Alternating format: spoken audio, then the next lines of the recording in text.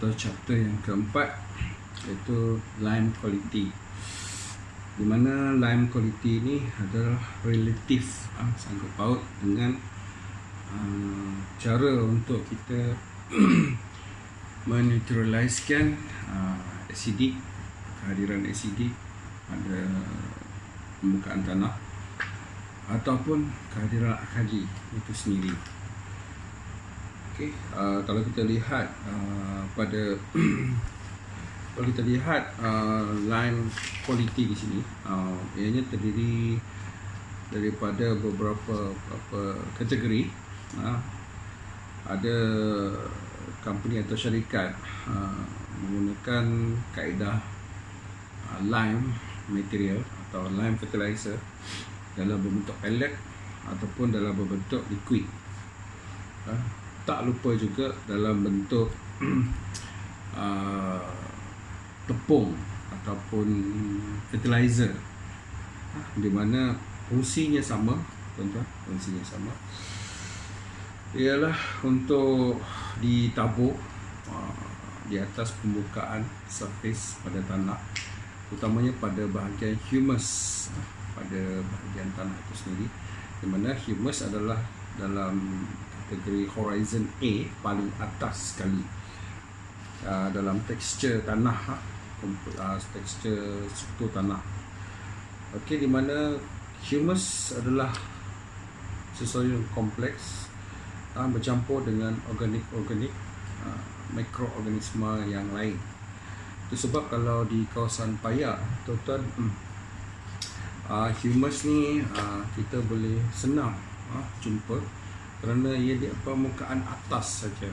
Okey, kalau kita tengok secara mata kasar, boleh dikenal ciri-ciri humus, di mana kita boleh mengenali ciri-ciri humus ni berdasarkan permukaan atas tanah, iaitu berwarna gelap, di mana ianya mudah terdapat di kawasan peak. Okey, ciri-ciri yang nyata senang diperolehi di mana yang saya beritahu tadi, di kawasan peak area. Warna dalam keadaan gelap, dan humus ataupun permukaan pada tanah itu atau kawasan peak itu adalah satu permukaan yang boleh yang mempunyai ciri-ciri corak akisan yang mudah ataupun ada senang untuk sesuatu material menembusi ataupun penetrate, contohnya macam air dan sebagainya, kerana pegangan humus ni adalah kurang dan ia cepat kering, terutamanya pada kawasan peak. Kita boleh mengklasifikasikan humus terbagi kepada beberapa 3 kategori, iaitu fabric, hemic dan seprik. Okey, di mana ianya adalah ciri-ciri ataupun ciri-ciri atau bentuk tekstur pada humus itu sendiri, kerana untuk pengetahuan tuan-tuan, humus atau keadaan di mana tanah itu agak sukar untuk kita urus, kecuali dengan perancangan dan jadual yang betul dan teliti,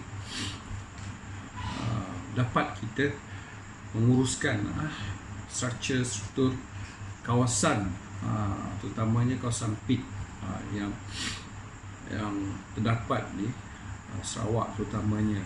Bagaimana cara kita menguruskan kawasan payak kita, kita lihat pada keadaan di mana kita perlu mengenal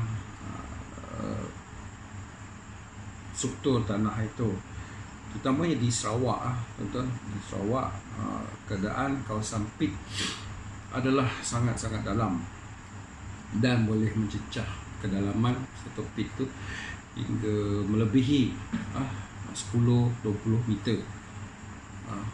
Baru kita menembusi mendapati ada struktur atau tanah yang keras sebagainya, atau di sebaliknya mungkin tidak menemui apa-apa langsung. Keadaan sesuatu organik, sesuatu material yang lain hanya pada pit saja atau payak saja. Kalau kita lihat di sini di Sarawak, majoriti kawasan di Sarawak diliputi sebahagian kawasan berpaya selain daripada Bukit Bukau dan Gunung Ganang, tuan-tuan, dan juga pit ini kalau berbandingkan pit kebanyakan berada pada kawasan-kawasan yang mempunyai julat hujan yang melebihi 2000 mm untuk satu tahun, di mana lebih kepada kawasan khatulistiwa ataupun tropika. Apalagi kalau di Malaysia, terutamanya di Sarawak dan Sabah, Sarawak umumnya terdapat kawasan pit. Kalau kita tengok, pit adalah partly bahagian tanah selain daripada kawasan mineral bukit. Pit juga diusahakan sebagai salah satu kawasan tanaman yang telah mula diusahakan sejak awal-awal tahun 90-an lagi, di mana waktu itu kawasan mineral sudah berkurangan untuk dijadikan tanaman komersial. Akhirnya sesuatu syarikat atau company mencuba kepada kawasan pit, dan sehingga kini banyak kawasan-kawasan pit telah terokai. Umumnya tuan-tuan, kawasan pit mempunyai ciri-ciri sekiranya kita tidak menguruskan dengan cara yang betul, boleh mengakibatkan pelbagai pro and kontra berlaku. Kalau kita lihat di sini, kawasan pit mudah untuk ditenggelami air dan sebagainya, mudah banjir dan sebagainya. Dan kawasan pit juga adalah kawasan yang mudah kering sekiranya cuaca di tempat itu musim panas dan sebagainya. Okey, tuan-tuan, kalau kita lihat kawasan di Sarawak ataupun kawasan yang melibatkan penanaman kawasan pit, faktor yang paling penting dalam pengurusan pit adalah pengurusan air ataupun water management, di mana water management inilah yang main peranan penting dalam kawasan payak itu sendiri. Jatuh turun yield pada kawasan payak bergantung pada bagaimana pengurusan air dalam sesuatu estate itu sendiri, tuan-tuan. Sebab secara umumnya tuan-tuan sendiri tahu kawasan pit agak sukar untuk mendapat air yang mencukupi, kerana kita tahu pit adalah kandungan humusnya agak tinggi. Okey, kita akan lihat beberapa kriteria kawasan ataupun klasifikasi kawasan pit. Okey, kita akan lihat di mana pit mempunyai ciri-ciri di mana seperti yang saya beritahu tadi, ia berwarna gelap. Dan salah satu pit adalah umpama seperti sponge ataupun spon yang untuk mencuci pinggan tadi, di mana apabila kita rendam pada air, ianya penuh dengan air, tapi apabila kita menggenggam, air itu akan keluar dan ia akan cepat mengering.